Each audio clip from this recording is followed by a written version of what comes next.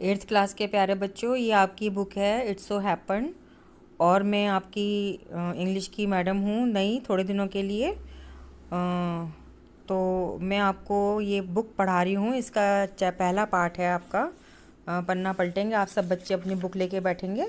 तो ये पहला पार्ट है, how the camel got his hump. ये देखिए पहला पार्ट है, how the camel got his hump. ठीक है, तो इसको हम पढ़ेंगे। तो पन्ना पलटते हैं हम।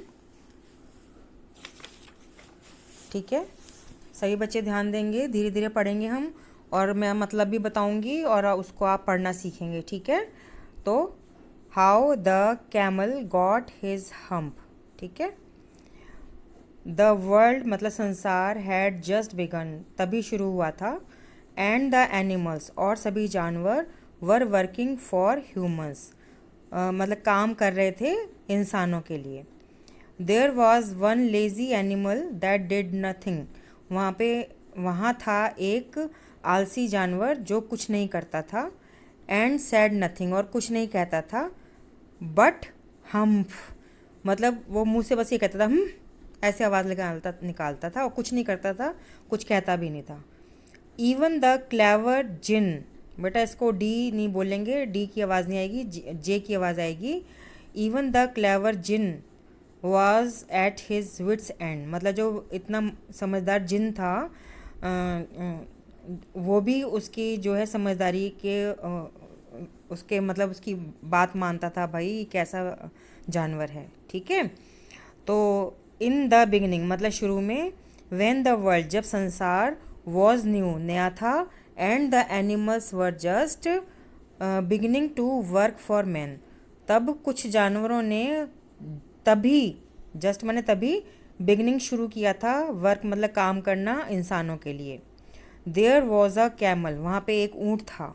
And he lived in the, और वो रहता था middle of a howling desert, मतलब ऐसा डेजर्ट मतलब रेगिस्तान, हॉलिंग मतलब जहाँ पे साए साए आवाज़ आती थी, मतलब हवा चलने की भी आवाज़ आती थी। Because he did not want to work, क्योंकि वो काम नहीं करना चाहता था। ही एट, वो खाता था। स्टिक्स मतलब डंडियाँ। एंड थॉर्न्स, थॉर्न्स मतलब कांटे। एंड प्रिकल्स, प्रिकल्स मतलब बहुत छोटे वाले जो कांटे होते हैं वो। थॉर्न जो होते हैं बड़े वाले कांटे होते हैं, जैसा कि आपने बबूल के पेड़ पे देखा होगा, बड़े बड़े लंबे लंबे कांटे होते हैं। और प्रिकल्स होते हैं वो छोटे छोटे कांटे होते हैं, नए नए। ठीक है, and when nobody when and when anybody spoke to him, और जब कोई भी बोलता था टू हिम मतलब उससे, ही सेड, वो ऐसे आवाज़ निकालता था, हम, जस्ट हम्फ एंड नो मोर। ठीक है, बस यही आवाज़ निकालता था और कुछ नहीं बोलता था। प्रेजेंटली मतलब इस समय, the horse came to him, तो एक घोड़ा आया उसके पास। ऑन मंडे मॉर्निंग, सोमवार की सुबह। With a saddle on his back, तो उसके पीठ के ऊपर एक चमड़े की बनी हुई सीट रखी हुई थी जिसको हम सैडल कहते हैं। एंड सैड, और उसने कहा, कैमल ओ कैमल, ऊँट ओ ऊँट, कम आउट, बाहर आओ। And trout like the rest of अस, और हमारी तरह से आके चलो और काम करो। सैड द कैमल, कैमल ने आवाज़ निकालती हुई। And the horse went away, और ये सुनकर जो घोड़ा था वो वापस चला गया। एंड टोल्ड द मैन, और उसने जाके इंसान को यानी आदमी को बताया। Presently the dog came to him, आज के दिन भी जैसे था, तो जो कुत्ता था वो उसके पास आया। With a stick in his mouth, उसके मुंह में एक स्टिक यानी डंडी थी। एंड सैड, और उसने कहा, क्या कहा, पन्ना पलटेंगे, पढ़ेंगे मेरे पीछे पीछे और मतलब भी देखेंगे। कैमल ओ कैमल, ऊँट ओ ऊँट, कम एंड फैच, आओ उठो और फैच मतलब लाओ। And carry like the rest of अस, जैसे हम लोग सब काम कर रहे हैं ऐसे तुम भी करो। सेड द कैमल, कैमल ने फिर मुंह से आवाज़ निकाली, and the dog went away and told the man, तो कुत्ता वापस चला गया और उसने इंसान से, मनुष्य से जाके कहा कि देखो भाई वो तो कर नहीं रहा काम हमारी तरह से। Presently the ox came to him, अब जो था ऊँट आया वहाँ पर। ऑक्स माने क्या होता है? अरे भाई ऊँट तो कैमल होता है, टेस्ट ले रही थी तुम्हारा मैं। ऑक्स माने बैल। ठीक है बेटा, presently the ox came to him, बैल आया उसके पास, जो कि बैल वो होता है जो खेत जोतने काम आता है, ऑक्स। और जो दो बैल होते हैं तो उनका हम बोलते हैं ऑक्सन। तो ऑक्स उसके पास आया, मतलब एक बैल उसके पास आया, with the yoke on his neck, उसके गले पे एक लकड़ी का हल का हिस्सा रखा होता। हल जोतते ना, आप तो बेटा गांव जाते हो, आपको तो पता ही है, बैल से खेत जोते जाते हैं, तो उसकी जो गले पे एक बड़ा सा लकड़ी का मतलब रखा होता है, जिसको हल कहते हैं, वो योक मतलब वो हुआ। एंड सेड, और उसने कहा, कैमल ओ कैमल, ऊँट ओ ऊँट, come and flow like the rest of अस, आओ, और प्लो माने खेत जोतो, खेत जोतने की इंग्लिश होती है plough, like the rest of us, हमारे औरों की तरह से करो। Humph said the camel, camel ने फिर मुंह से आवाज़ निकाली।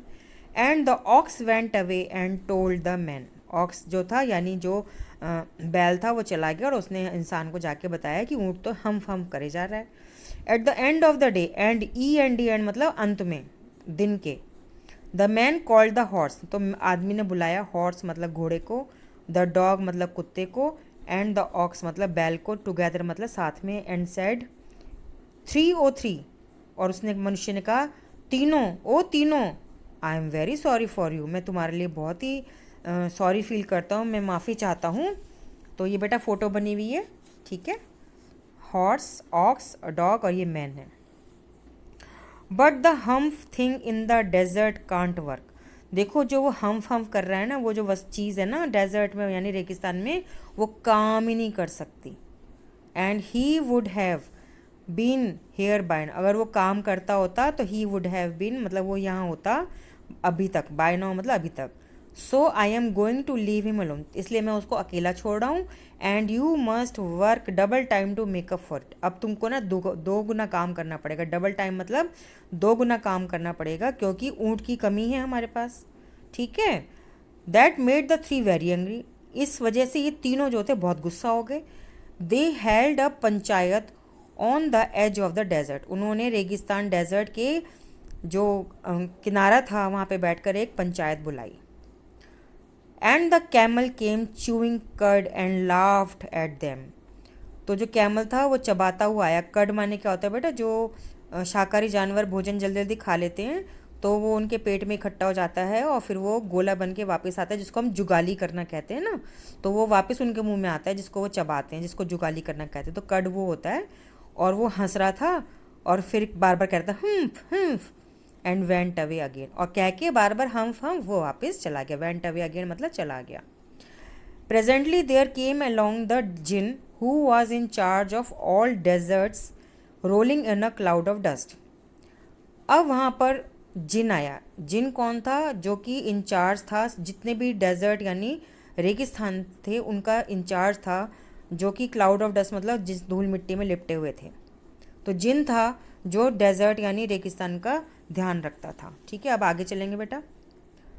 जिन of all desert said the horse, is it right for anyone to be idle, जिन सभी रेगिस्तानों के जो मालिक हो तुम जिन, घोड़े ने कहा, is it right for anyone, क्या ये सही है किसी के लिए, टू बी आइडल, बेटा आइडल माने होता है आलसी, तो किसी के लिए आलसी होना अच्छी बात है। सर्टेनली नॉट, बिल्कुल भी नहीं, सेड द जिन, जिन ने बोला।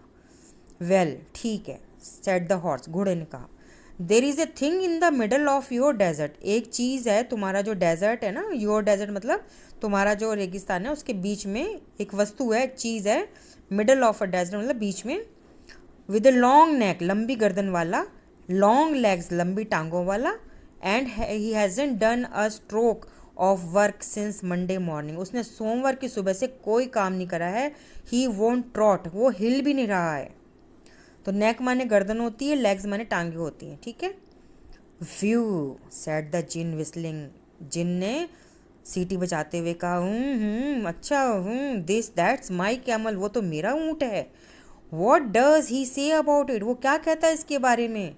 ही says humph said he won't plough said the ox, ox मतलब बैल ने कहा, वो तो हम्फ बोलता है, कहता है मैं जुताई नहीं करूँगा, खेत में हल नहीं चलाऊँगा। Very good said the djinn, djinn ने कहा बहुत अच्छी बात है।